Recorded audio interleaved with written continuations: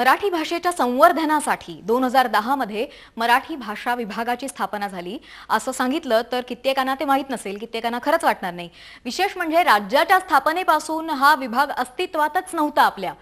उशिरा शहाणपण सुचलंय आणि शासनकर्त्यांच्या पातळीवर अजूनही या संदर्भात खूप मोठी अनास्था दिसून येते।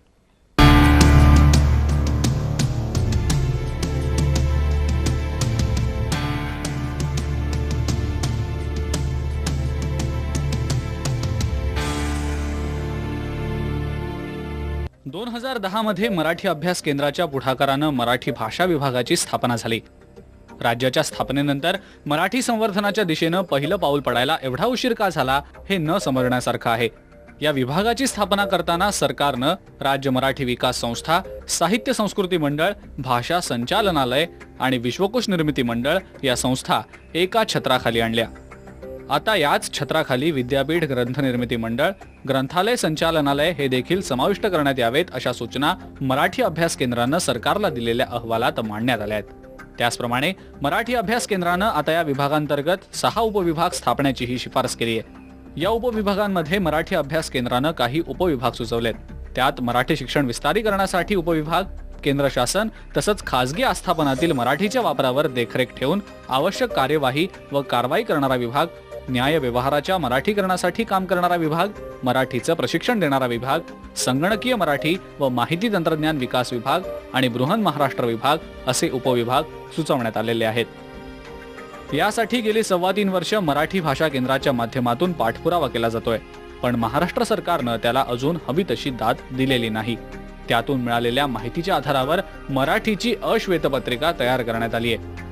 मराठी अभ्यास केंद्राचा मार्ग सनदशीर असला तरी भूमिका आक्रमक आणि आग्रही आहे। त्यामुळे मराठी भाषा संवर्धनाचा मार्ग यापुढच्या काळात तरी प्रशस्त व्हावा हीच भूमिका आता सर्वसामान्य मराठी जनांची आहे। राहुल रनाळकर, जय महाराष्ट्र, मुंबई। मराठीच्या संवर्धनासाठी जितके प्रयत्न सुरू आहेत तितके समाधानकारक निश्चितच नाहीत, कारण राज्यामध्ये मराठीची जी स्थिती आहे मग त्यासाठी आंदोलनं वेगवेगळ्या पातळींवर कालांतराने आपल्याला होत असलेली दिसत आली। मात्र तरी देखील अजून मराठीला मानाचा दर्जा आहे का, तर तो तसा नाही। आपल्या हृदयामध्ये, काळजामध्ये मराठी आपली मायबोली असल्यामुळे ती आपली प्रथम भाषा आहे, ती आपल्या आईसारखी आहे। मात्र सन्मानाची वागणूक तिला समाजात मिळते का, तर तसं दिसून येत नाही। आणि म्हणूनच आपण हा मोठा प्रश्न उपस्थित केलेला आहे। आज पाडव्याच्या निमित्ताने आपण हा प्रश्न विचारतो आहोत आणि आपल्यासोबत यासाठी खरं तर ज्यांनी एक काय आपण म्हणूया इथे की सुरुवातीपासून ज्यांनी काम केलं आणि जे मशाल घेऊन अजूनही संघर्ष करता आहेत ते प्राध्यापक दीपक पवार आपल्यासोबत आहेत आपल्या स्टुडिओमध्ये।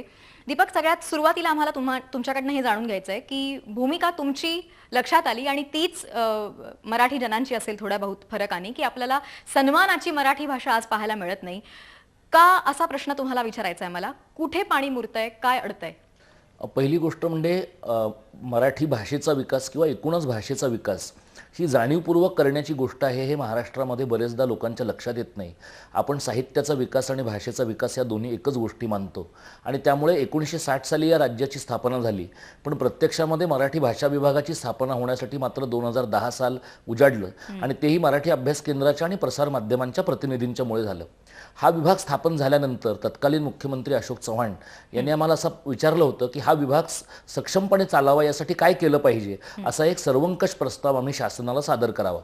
त्या दृष्टीने आम्ही शासनाला एक प्रस्ताव सादर केला, ज्यामध्ये सध्या अस्तित्वात असलेल्या मराठी भाषेच्या यंत्रणा यांच्या व्यतिरिक्त 2 सध्या सरकारकडेच असलेल्या म्हणजे विद्यापीठ ग्रंथ निर्मिती मंडळ आणि विश्वकोश निर्मिती मंडळ या यंत्रणा आणि 6 नवे उपविभाग स्थापन करावेत असं आम्ही सरकारला सुचवलं होतं। अडचण अशी आहे की सरकारला या पातळीवर काम करण्यासाठी लागणारी जी दूरदृष्टी आहे ती इतर विभागांच्या बाबतीमध्ये सरकार जसं दाखवतं तसं भाषेच्या विभागामध्ये दाखवत नाही असं आम्हाला दिसतं आणि म्हणून सध्या असलेल्या 4 विभागांच्या बरोबरीने 6 नवे उपविभाग स्थापन करण्यासाठी सरकार गेली 3.25 वर्ष हलगर्जीपणा करत आहे असं आम्हाला दिसतं। म्हणजे थोडक्यात माणसं नाहीयेत त्या ठिकाणी विचार करण्यासाठी, आणि माणसं का नाहीयेत तर तुम्ही म्हणताय तसं अनास्था आहे। आता मग ती अनास्था आहे हे जर आपण कबूल धरलं तर मग त्या अनास्थेचा आस्थेत परिवर्तन व्हावं यासाठी कसा कसा आणि कुणी कुणी आणखी प्रयत्न करण्याची गरज आहे या असं आपल्याला वाटतंय? अनास्थेचं आस्थेमध्ये रूपांतर करायचं जर असेल तर पहिल्यांदा राजकीय नेतृत्वाला, मग ते सत्तेतली मंडळी असतील किंवा विरोधातली मंडळी असतील,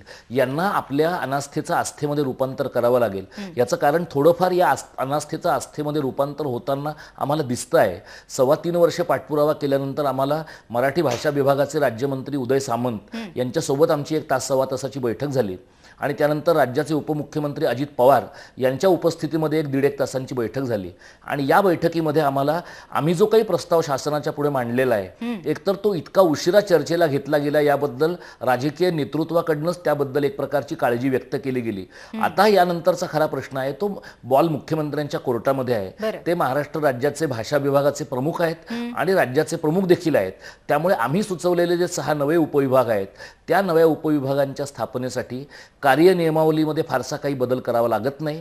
सरकारला फार काही मोठा आर्थिक निधी तातडीनं द्यावा लागेल असं नाही. बरं. फक्त कामाची इच्छा असणारे आणि रस असणारे असे लोक सरकारला तिथे नेमले पाहिजेत. असे 6 नवे उपविभाग ज्याच्यामध्ये शालेय शिक्षणाचं माध्यम म्हणून मराठीचं काय व्हावं याचा विचार करणारा विभाग आहे, न्याय व्यवहाराच्या मराठीकरणासाठी काम करणारा विभाग आहे, संगणकीय मराठीचं काम करणारा विभाग आहे, अमराठी लोकांना मराठीचं प्रशिक्षण देणारा विभाग आहे, विधिमंडळाची संयुक्त राजभाषा समिती आहे आणि बृहन महाराष्ट्र विभाग आहे. हे 6 नवे उपविभाग स्थापन होण्यासाठी सगळ्यात महत्त्वाची गोष्ट म्हणजे इच्छाशक्तीचा अभाव. ती इच्छाशक्ती जर सरकारनं दाखवली तर अनास्थेचा आस्थेमध्ये या पाडव्याच्या निमित्तानं रूपांतर व्हायला वेळ लागणार नाही. हां, आणि तुम्ही जे उपविभागांची नावं सांगितलीत आता दीपक, असं वाटायला लागतं की अरे ह्या प्रत्येक पावलावरती आपण मागेच पडतो आहोत. म्हणजे एकीकडे विकास असा शब्द वापरायचा, विकास तेव्हा होईल जेव्हा आपण आहोत त्या स्थितीत कायम राहतोय असा आपल्याला विश्वास असेल. आपण तर पिछेहाटच या प्रत्येक क्षेत्रामध्ये गेल्या काही वर्षांमध्ये, दशकांमध्ये झालेली आपल्याला दिसते आहे आणि म्हणून हा प्रश्न खूप उशीर झालेला आहे खरं तर, आणि आता सुद्धा सुरुवात केली तर ती चांगलीच गोष्ट होईल. आपण दीपक यांच्याशी चर्चा करणारच आहोत. मात्र काही मान्यवरांना आपण ह्या मराठीच्या अश्वेतपत्रिकेबद्दल आणि मराठीची सध्या जी स्थिती आहे राज्यामध्ये त्याबद्दल काय वाटतं ते विचारलं. त्यांच्या काही प्रतिक्रिया आता आपण पाहू. सरकार अपयशी होते असं तर स्पष्ट दिसतंय. कारण आता बघा, महाराष्ट्र राज्य हे मराठी भाषक राज्य आहे. तर आपण असं गृहीत धरतो की इथं मराठी भाषेची काळजी आपोआप घेतली जात असणार, सरकारी शासकीय लेवलवर सगळ्या गोष्टी घडत असणार. परंतु साधं एक आपण जर पाहिलं तर इथं मराठी भाषेसाठी महाराष्ट्रातल्या माणसांसाठी मानसिक किती तरतूद होते, तर वर्षाला फक्त 1 रुपयाची तरतूद होते आणि त्या 1 रुपयामधला सुद्धा 50% भाग हा आस्थापनावर खर्च होतो. म्हणजे फक्त 8 आणे माणशी भाषेसाठी या राज्यात खर्च होतात. इतकं हे महत्त्वाचं राज्य आहे. मराठी भाषा ही इतकी समृद्ध भाषा आपण म्हणतो आणि त्या दृष्टीनं पाहिलं तर हे मुळीच योग्य नाही असं मला वाटतं. तुम्ही म्हणालात सत्ताधारी असेल, विरोधी असतील, सगळ्यांनी त्याच्यावर आपल्या काही ना काही भूमिका मांडल्या. मला वाटतं भाषेचं राजकारण हा मुद्दा जरा बाजूला ठेवला तरी सर्व राजकीय पक्षांनी मराठीच्या संवर्धनाची आग्रहाची भूमिका घेतली पाहिजे. किंबहुना भाजपची ती भूमिका अगदी आग्रही आहे.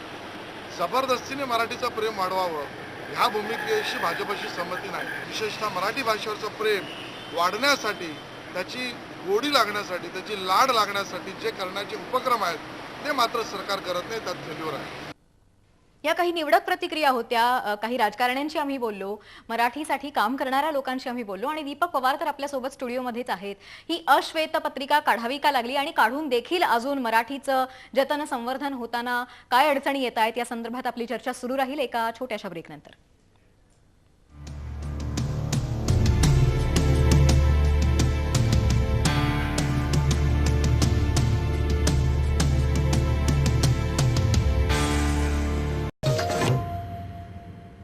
आपण बोलतोय महाराष्ट्रामध्ये मराठी भाषेचं सध्या काय चित्र आहे आणि इथून पुढे जर ते सुधारायचं असेल तर त्यासाठी कुणी कुणी कशा पातळीवरती एकत्र येऊन काम करण्याची गरज आहे. ज्यांनी यासाठी गेली बरीच वर्ष काम केलं ते प्राध्यापक दीपक पवार आपल्या सोबत आहेत आपल्या स्टुडिओमध्ये.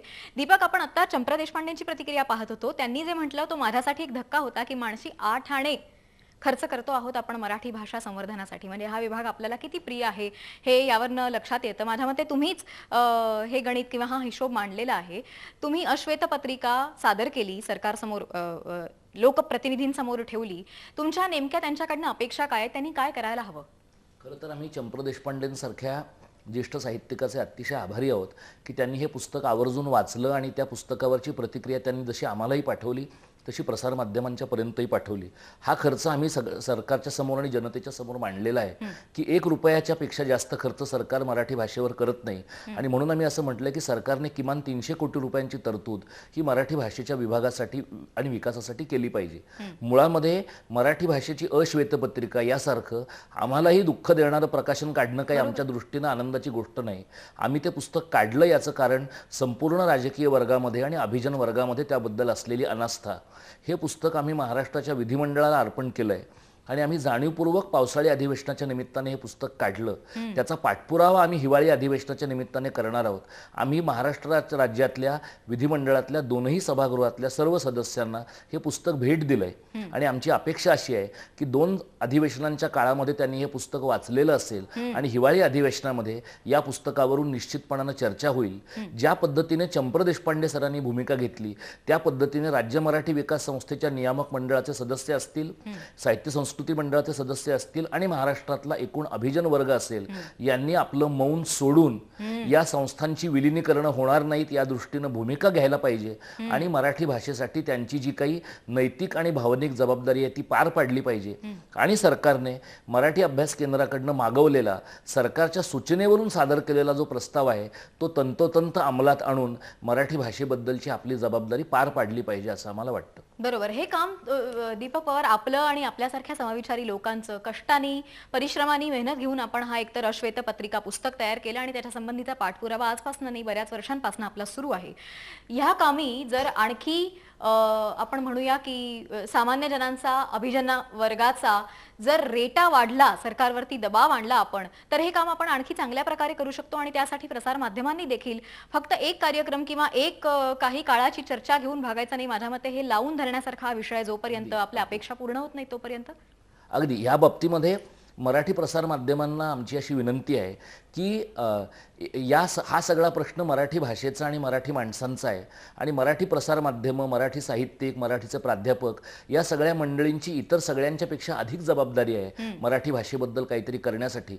त्यांच्या व्यावसायिक जबाबदारीचा देखील हा भाग आहे असं आम्हाला वाटतं आणि त्यामुळे या सर्व मंडळींनी आपलं औदासीन्य सोडून मराठीच्या या प्रश्नावर काहीतरी भूमिका घ्यायला पाहिजे. आम्ही यासाठी असा प्रयत्न करून पाहिलेला आहे आणि कदाचित जय महाराष्ट्राचं आम्हाला या दृष्टीनं सहकार्य मिळू शकेल की मराठी भाषेचा प्रश्न हा काही फक्त मराठी अभ्यास केंद्राचा नाही. उद्या पंडित उल्हास कशाळकरांना याबद्दल काय वाटतंय, उद्या पंडित संजीव अभ्यंकरांना याबद्दल काय वाटतंय किंवा उद्या एखाद्या क्रिकेटपटूला याबद्दल काय वाटतंय, असा महाराष्ट्र समाजातल्या वेगवेगळ्या घटकांमधल्या लोकांना मराठी भाषेबद्दल काय वाटतंय हे जर त्यांना वाटायला लागलं आणि ते बोलायला लागले तर सरकारला आमच्याकडे दुर्लक्ष करणं शक्य आहे, पण समाजातल्या या मान्यवर मंडळींकडे कदाचित दुर्लक्ष करणं शक्य होणार नाही. या प्रकारची भूमिका समाजातल्या सर्व घटकांनी घ्यावी यासाठी प्रसार माध्यमांनी त्यांच्या बाजाराच्या गणिताच्या पलीकडे जाऊन मराठीचं प्रेम दाखवलं पाहिजे असं मला वाटतं. आणि निवडणुकांचं वर्ष आहे, सरकारला जर या पातळीवर जाब विचारला गेला तर मराठीचे प्रश्न निश्चित मार्गी लागतील. अगदी खरं आहे. आणि हे आता उशिराने को होईना पण सगळं जुळून आलेलं आहे. निवडणुकांचा वर्ष आहे जसा तुम्ही उल्लेख केला तसा. आणि तुम्ही जो एक महत्त्वाचा मुद्दा मांडलात की हा काही फक्त प्राध्यापक दीपक पवारांचा एकट्याचा प्रश्न नाहीये किंवा कुणा एका मराठीचं प्रेम असणाऱ्या साहित्यिकाचा प्रश्न नाहीये.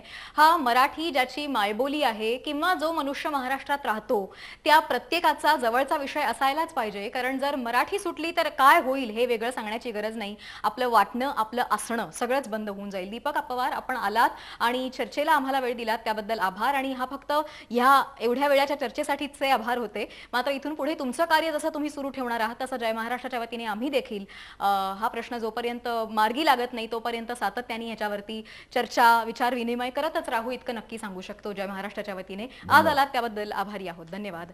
आपण इथेच थांबतो. लाईव्ह ॲक्ट 2 मध्ये तुम्ही पाहत राहा जय महाराष्ट्र.